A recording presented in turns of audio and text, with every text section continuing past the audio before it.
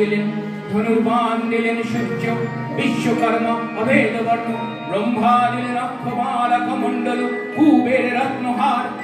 সকল দেবতা মহাদেবীকে নানা অলঙ্কারে অলঙ্কৃত ও বিবিধ প্রহরণে সুসজ্জিত করে অসুর বিজয় যাত্রায় যেতে প্রার্থনা করলেন। রণদণ্ডুবি ধ্বনিতে বিশ্ব সংসারে নিনাদিত হতে লাগলো।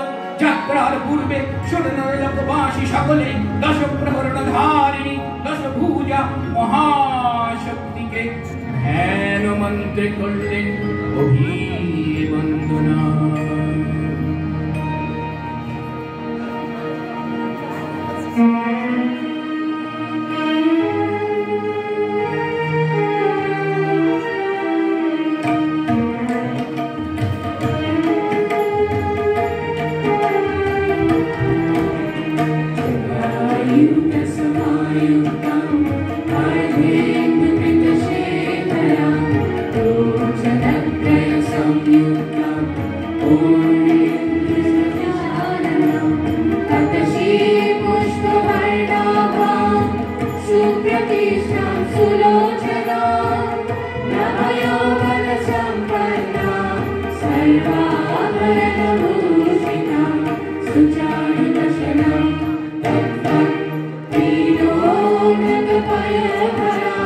Behold